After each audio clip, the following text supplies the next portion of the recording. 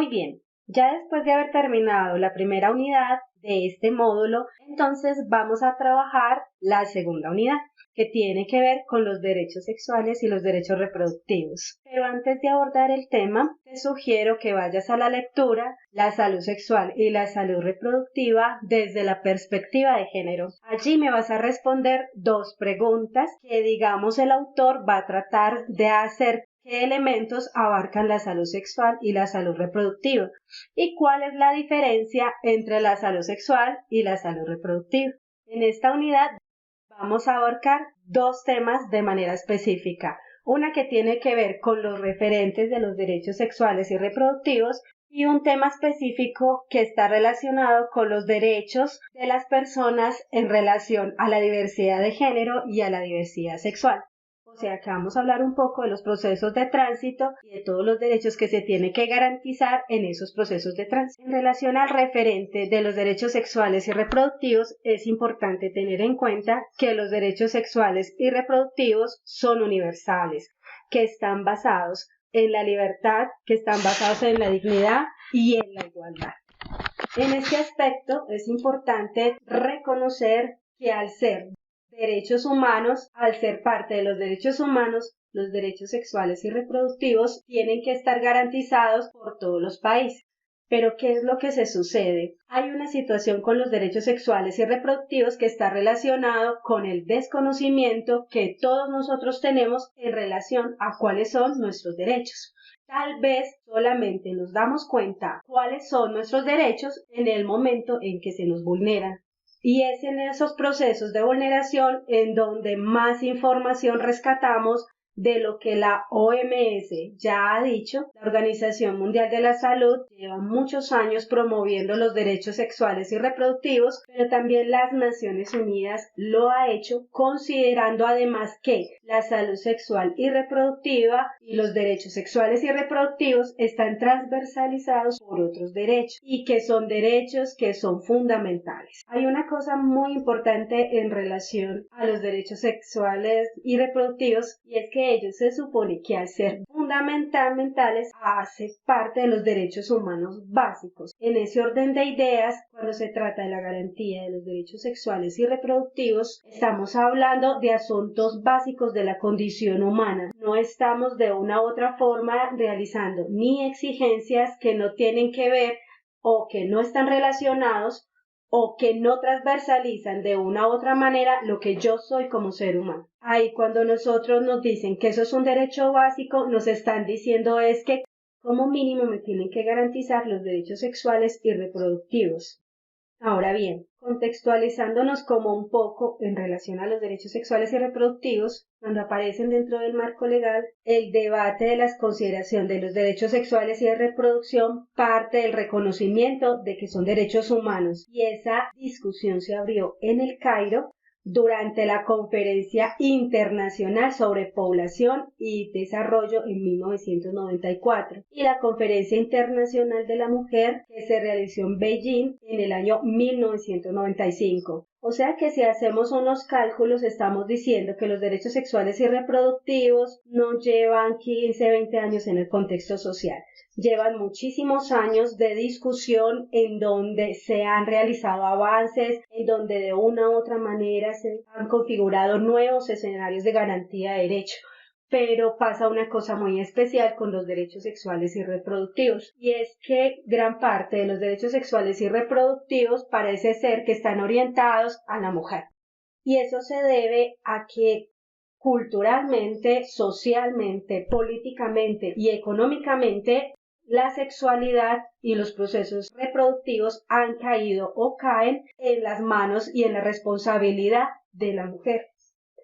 Eso es una lectura errada de lo que tiene que ver con la sexualidad, porque tal como lo hemos venido conversando, al estar transversalizados por condiciones culturales, esto no se ha alejado de ese paradigma. En ese orden de ideas es por ello que, por ejemplo, cuando miremos un poco los métodos anticonceptivos, nos daremos cuenta que la gran cantidad de métodos anticonceptivos están enfocados en la mujer, no en el hombre, porque al parecer ese derecho sexual y reproductivo, o más bien el no quedar embarazada, parece ser una lectura muy social de que eso es una responsabilidad de la mujer, no es una responsabilidad del hombre. Y pues digamos que de una u otra manera es por ello que se han centrado en poder promulgar derechos sexuales y reproductivos desde el empoderamiento de lo femenino, desde el empoderamiento de la mujer, dado que obviamente los ejercicios de maternidad han configurado históricamente que la mujer no se pueda desarrollar en otros contextos y eso ha limitado el desarrollo de ella en otros contextos. Aunque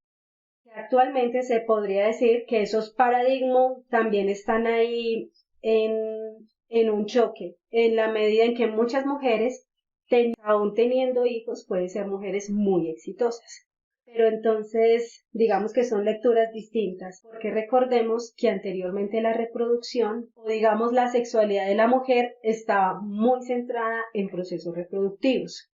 Si nosotros nos vamos a una o dos generaciones atrás, de pronto una generación es muy poco, pero si nos vamos dos generaciones atrás, con nuestras abuelas, nuestras bisabuelas, eran mujeres que estaban para la reproducción, solamente para ello. Entonces, no es gratuito que nosotros tengamos, especialmente en el contexto social, digamos, en el eje cafetero, Antioquia, nos movemos como en una cultura en la cual las mujeres tenían 12, 15, 16 hijos.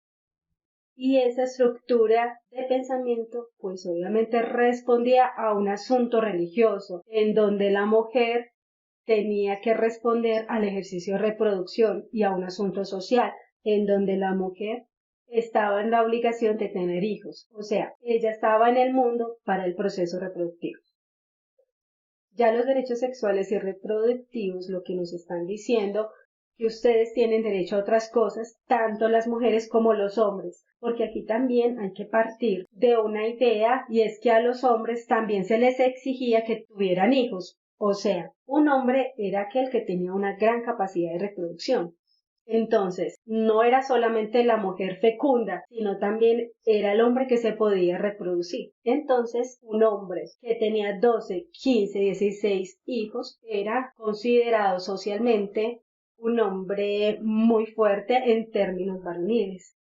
Por el contrario, un hombre que no tuviera sino 2, 3 hijos empezaba a poner en duda ese elemento de la fuerza masculina. Entonces son dos lecturas que se hacen en relación a lo que debía ser la mujer o lo que debía ser el hombre. Si los derechos sexuales y reproductivos rompen ese paradigma, le están diciendo al hombre que si no quiere tener hijos, pues no los tenga. Y le están diciendo a la mujer, si usted no quiere reproducirse, pues tampoco los tenga. Pero bueno, usted quiere tener 2, 3 hijos, tenga 2, 3 hijos. Pero no tiene que tener una cantidad de hijos porque no tiene más opciones. Sexuales y reproductivos, digamos que lo que se busca también es nos ayuda a discutir temas de planificación familiar, que es un tema que nosotros también vamos a conversar más adelante. Pero en ese desarrollo de los derechos sexuales y reproductivos es que podemos empezar, digamos que la humanidad da un paso hacia adelante en la manera de manejar su sexualidad, por lo menos en la manera de conocerse, de encontrarse y de retomar un elemento que vimos en la unidad número 1, que es el placer sexual. Es muy distinto el placer sexual cuando yo estoy segura o puedo tener un nivel de seguridad de que no voy a quedar embarazada a cuando yo disfruto mi placer sexual, pero tengo el riesgo y estoy a toda hora pensando que voy a quedar embarazada sin desear. Y lo mismo le pasa a los hombres. No es lo mismo cuando un hombre tiene un disfrute de su sexualidad y un encuentro con esa otra persona teniendo en cuenta que puede generar ese proceso de fecundación sin él desearlo. Pero no solamente eso, sino que también esos derechos sexuales y reproductivos permiten un abordaje diferente del placer sexual, en la medida en que yo también tomo las prácticas adecuadas, puedo disfrutar, puedo tener placer sexual y me protejo. Protejo mi cuerpo, protejo mi integridad, pero además protejo a ese otro y a esa otra. En ese orden de ideas, entonces, ese placer sexual de una u otra manera se potencia a través de los derechos sexuales y reproductivos. Ya teniendo muy claro este panorama, quisiera pues mostrarles un poco cuáles son los derechos sexuales y reproductivos. Ahora bien, los derechos sexuales y reproductivos que nos propone la OMS nos van a ubicar de manera significativa en cómo nosotros leemos los derechos, pero cuáles son nuestros derechos y cuáles son nuestros derechos reproductivos. Uno de los derechos que nos plantea la OMS es a tener una vida libre, segura y placentera. Estos tres elementos que nos está ofreciendo la OMS nos tiene que permitir desmitificar algunos asuntos relacionados con la sexualidad. Cuando nosotros hablamos de tener una sexualidad libre, ¿a qué nos referimos? O por lo menos, ¿qué es lo que nos propone la OMS? Es que cuando yo tengo una vida sexual libre, no se está haciendo referencia a tener muchísimas parejas sexuales. Uno tiene todo el derecho de hacerlo, pero ante todo yo tenga la posibilidad de saber con quién quiero estar, cuándo quiero estar, en qué momento quiero estar. A eso se refiere el asunto de la libertad. Ser libre en términos de tener una vida sexual, y ser libre en mi vida sexual también puede ser no tener sexo, no tener relaciones sexuales es parte de la libertad en la vida sexual. Entonces, normalmente cuando la gente estructura la idea de la libertad sexual, entonces piensa en un asunto relacionado con las prácticas sexuales, con el libertinaje, y no se trata solamente de eso. Yo puedo, como ya les dije, tener la decisión de no tener relaciones sexuales. Eso puede ser una decisión en relación a mi vida sexual. ¿Qué significa tener una vida sexual segura? Entonces aquí es donde vienen todos esos procesos de salud sexual y salud reproductiva, en donde también se busca que yo de una u otra manera, a través de los métodos de planificación, que son una lectura que se puede hacer en términos de la salud reproductiva, entonces yo puedo decir que tengo una salud sexual segura en la medida en que también siento que estoy cuidando mi cuerpo y lo valoro. Cuando hablamos de una sexualidad placentera, aquí hay una discusión supremamente interesante. Y es cuando hablamos del placer, que ya estuvimos hablando de manera fuerte en relación al placer sexual, pero entonces cuando estamos hablando que tengo derecho al placer, aquí es donde se ha marcado la discusión del placer de las mujeres. Cómo la mujer de una u otra manera está configurando esto como un derecho y lo está haciendo de manera política, social, en donde se ubica en ese derecho al placer, entonces tengo derecho a hacer un reclamo en relación a las prácticas sexuales y en relación a mi compañero sexual o compañera sexual. Entonces ese primer derecho, cuando la OMS lo plantea, también lo que nos está diciendo es que nos está reconociendo como seres libres en nuestra sexualidad, que se debe dar una sexualidad placentera, pero que también tiene que ser una sexualidad segura. Entonces, en ese orden de idea, esos tres elementos nos están permitiendo abordar la sexualidad de tal manera que nosotros, a través de ella, podamos configurar un estilo de vida y una forma de vida. Otro derecho que nos plantea la OMS es que derecho a decidir si tener o no relaciones sexuales. Este derecho es muy importante y también ha impactado de manera significativa el mundo de lo femenino en la medida en que anteriormente las mujeres en el marco de las relaciones, en el marco de los matrimonios, estaban en la obligación de tener relaciones sexuales con sus parejas. Cuando la OMS dice que uno tiene derecho a decidir si quiere o no quiere tener relaciones sexuales, ya le está reconociendo a la mujer y también al hombre el hecho de no querer tener relaciones sexuales, independientemente de que sea con mi pareja. Si yo estoy con mi esposo, si estoy con mi novio o estoy con mi novia, me dice que quiere tener relaciones sexuales, pero si yo no deseo tenerlas, si yo no quiero tenerlos, estoy en todo el derecho de decir no. Y ese derecho tendrá que ser respetado. La ley, digamos en términos de violencia de género, ha hecho unos avances importantes reconociendo que cuando una persona dice no, específicamente cuando una mujer dice que no, eso se tiene que respetar, pero es importante también cuando un hombre dice no.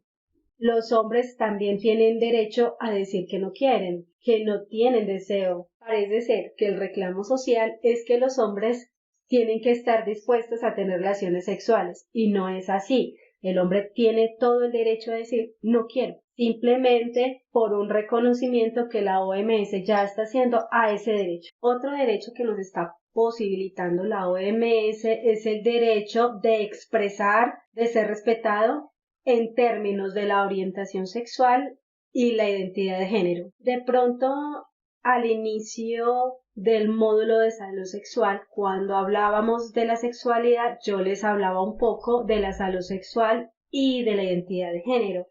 Cuando se habla del derecho a la salud sexual en términos de la orientación sexual, estamos diciendo que las personas son libres de poder expresarse en términos de qué es lo que les gusta.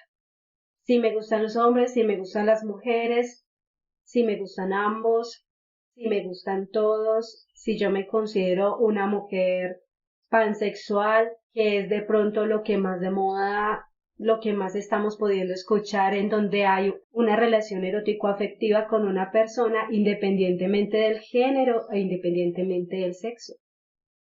Ese derecho que está protegiendo la OMS, lo que nos está diciendo a nosotros que en todos los contextos se tiene que respetar la orientación sexual. Pero cabe tener en cuenta que existen países homofóbicos, hay lugares en el mundo en el cual los homosexuales no pueden ir, pero ante todo no pueden vivir, porque son perseguidos, porque son asesinados, y nosotros diríamos, pero nosotros vivimos en un país un poco, digamos, abierto en el tema, y no. Resulta que Colombia, según las cifras, es un país en el cual se genera muchísima violencia alrededor de la orientación sexual y hay un gran temor de las personas de poder expresar su orientación sexual. Dentro de la vida de la orientación sexual, uno podría considerar que existe un señalamiento mucho más significativo frente a las personas homosexuales, pero resulta que algunos estudios han podido demostrar que, por el contrario, hay un señalamiento más fuerte hacia las personas bisexuales. Y ustedes se preguntarán ¿por qué? Porque es más fácil señalar a una persona bisexual y señalarla de manera peyorativa y juzgarla, porque nosotros como sociedad tenemos una idea de que una persona se tiene que definir, o usted es hombre o usted es mujer, o a usted le gustan los hombres o le gustan las mujeres, pero no puede ser ambos, no puede ser las dos cosas. Ya determina de manera significativa una discriminación.